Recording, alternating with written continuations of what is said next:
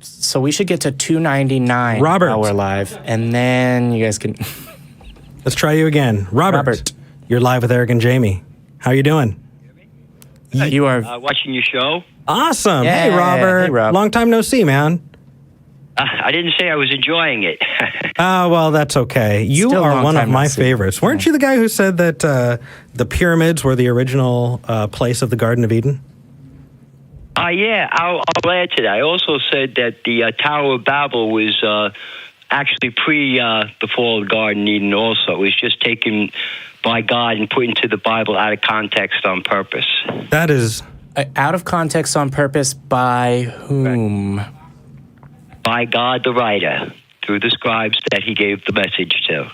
Oh, Robert. Well, so- I've been gone for 3 weeks. I missed you. So what I will say I is... saw the show last week. All right, cool. Thank you for watching. I hope that you hit the like and that you're subscribed. Pound that like button. Do it. What I will say, Robert, is how familiar are you with the process that it took to come to what we now call the Bible, the modern Bible, right? Like the process of its construction. I'm aware that it was originally oral history. Okay. Oral history. Do you mean the Old Testament, or are you... Yes, the Old Testament. Okay, so are you aware that other cultures have used oral history to talk about their own creation myths? Would you say that those are true as well? I'm not as familiar with the other cultures as I am with the Hebrew and Christianity culture. Well, You're- how you're familiar aware are you that- with the culture of... I mean, you're aware that Native Americans existed and still exist, and their culture and their well, Yes, right, I'm and part that they Native have. American. Okay, awesome. And you realize that those aren't those original myths that they told each other. Those oral traditions were not Christian, right? Yes, they were based on spirituality. I know. Okay, I know that. so would you say that their myths are true? There is basis to their myths. Yes, there are. The God of heaven, has his hand in everything. All Okay, myths, so all you're knowledge. saying all myths are true. Not incomplete. No, they're not completely true. No. Okay, how do you tell what is true from what is not true? Oh shit, we hit 300. Hold on a second. No. 350. I take this shirt off. Go on. So, sorry, Robert, we're doing a shameless plug for likes. What I will say it's is... too much of an open-ended question. So here's... all the religions basically tie into one fundamentally. So here's I think you may not be sufficiently familiar with some of the diversity that exists in these religions. When you say that all religions tie into each other fundamentally, do you mean that they are all inspired by the Heavenly Father that you believe exists? Yes, the Heavenly Father. So you've looked at the theologies of the world, and you've decided they are all created by the one that I've chosen. Yes, I do. So why would you assume that this particular theology is 100% accurate, and the others are not?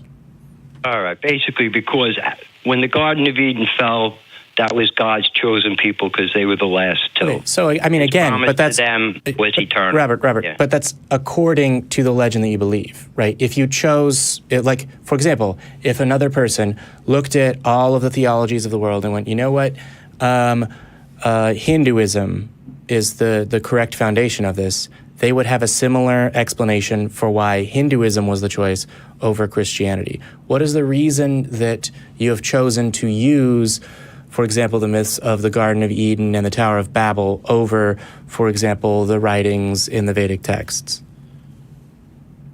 I think I just told the physical manifestations that God used in that region as his promises to the Israelites. okay. So hold on. So there's a lot of cool shit that, people who have studied and meditated for a long period of time have been able to do in India and are still doing today. Right. Would that be evidence that Hinduism and that their religion is correct and that yours is not?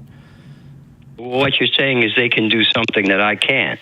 Well, no, I'm saying they do cool stuff based on meditating and whatever and defining their will, and they attribute it to their religion. Is that evidence that their theological claims are true?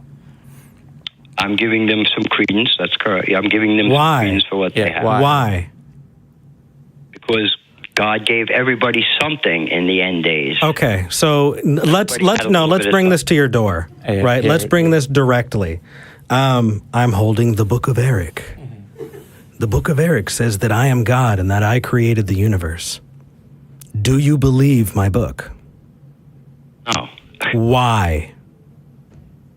Why? Because I exist. You can point to me and you can talk to me. Have you spoken to anyone else's God?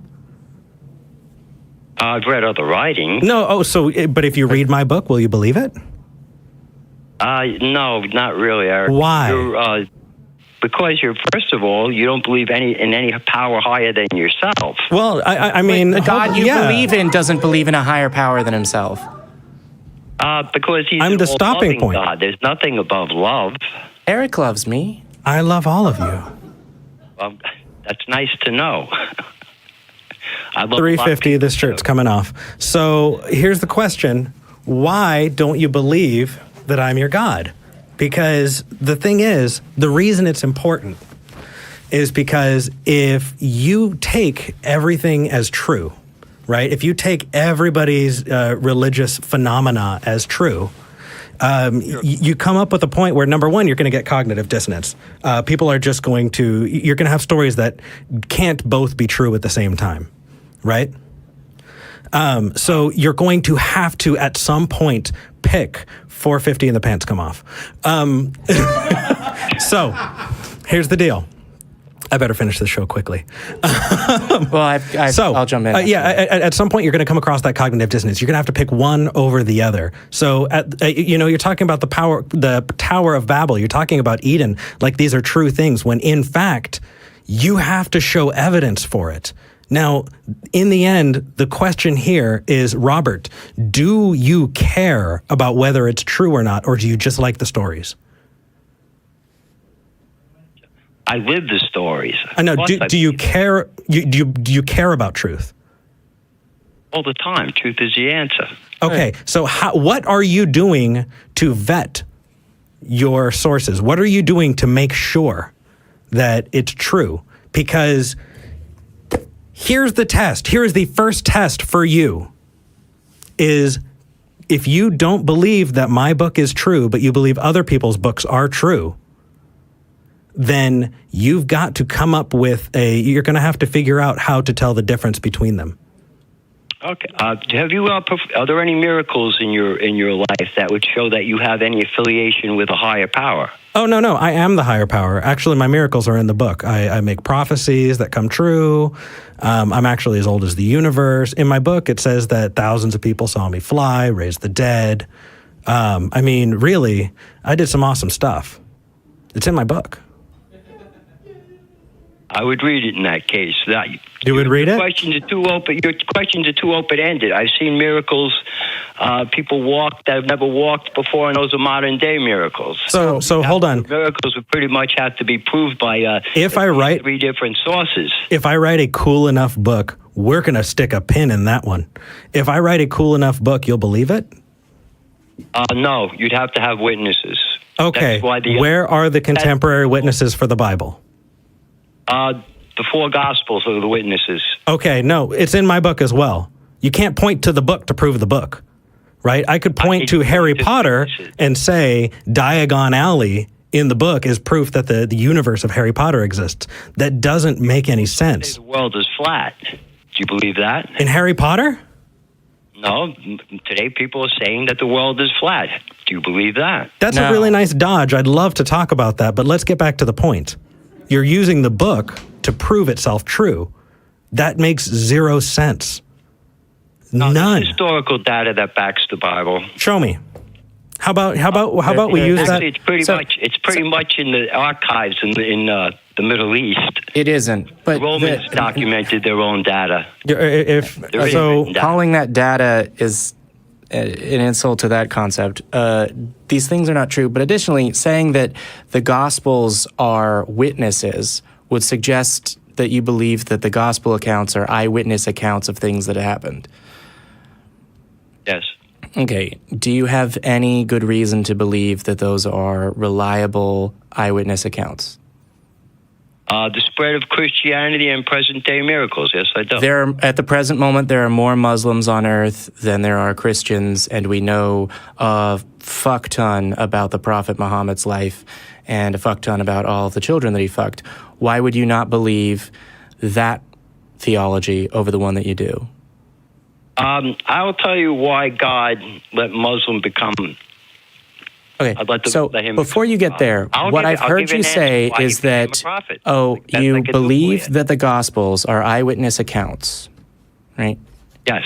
Okay, and remind me one more time why you believe that they're reliable, that the things that are written in, any copy of the Bible you can buy at a half-price books right now are an accurate representation of what presumably 4 individuals saw. The spread of Christianity, the spread of growth, happiness, prosperity. So it sounds like what you're saying is because people believed them, they must be true. Is that an accurate representation of what you just said? Quite frankly, it's all around. Love is everywhere, and everybody knows it.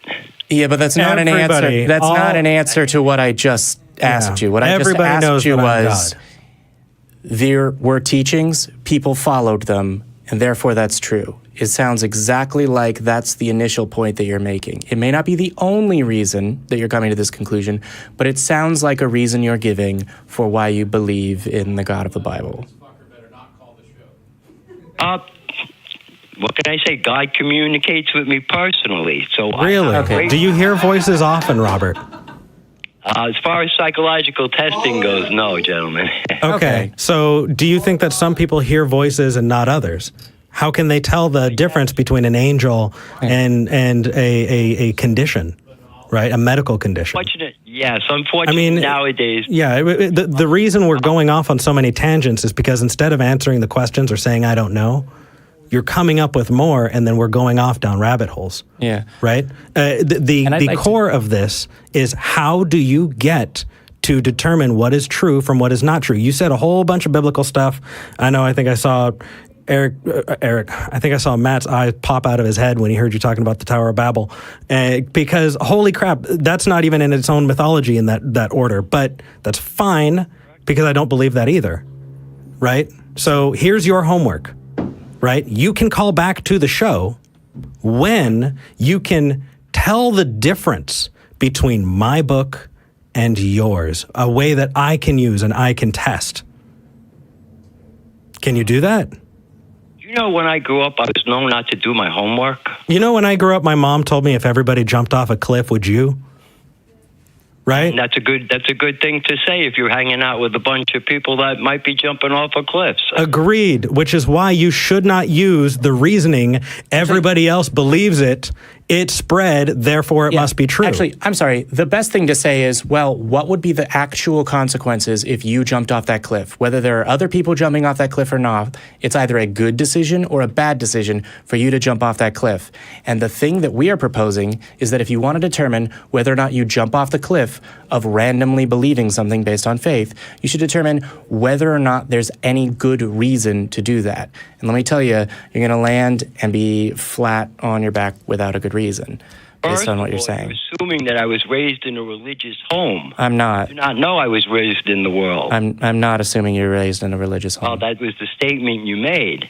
I know for a fact that you were raised in religious homes and turned away. We're at the complete opposite ends of the spectrum here. So it's interesting that you call those two sort of binary definitions a spectrum. I don't think that's related to what I was trying to say. In fact, I know it's not at all related to what I was trying to say. I'm sorry that if you heard that assumption. I have no idea how you were raised, where you were raised, when you were raised, or how old you are. But absolutely none of that relates to whether or not, well, hey, a bunch of people believe this, a bunch of people believed this, and now those people are happy, therefore this is true.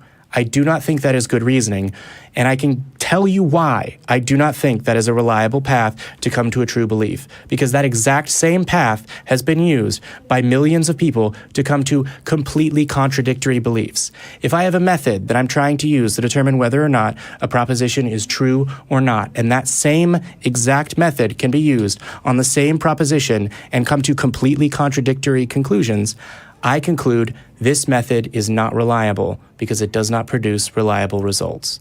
And I would advise that you do the same. The question was secular sexuality and how it pertains to the kingdom and above. Here's Robert. Robert. Yeah. We actually spent 15 minutes before you got to secular sexuality. I really want to hear it. I really want to hear what you have to say, but your key to entrance is being able to tell me how to tell the difference between my book and yours. All right. Okay? Very good. Yeah. All right. Can we count on your call again next week? I will try. It depends how much information I have to read to see where we are in a week from now. Oh, my beautiful butterfly. And also, No offense. It's a nice invitation. Absolutely. yeah, I hope that you do. And additionally, I'm not sure whether you're aware that the ACA produces show Secular Sexuality, Mug to be Seen in the Foreground in the Center, and they take calls. A lot of your shows that take calls. Yep. Spend your lifetime taking calls. So, I'm happy to do that. because here's the deal. We're trying our best, and we want to be there for people. Yeah. But Robert, I look forward to hearing from you again. I really hope you call in again. The only reason we're dropping you is because we're out of time. Yeah. That is fine. You have a good week. Take care. You too, brother.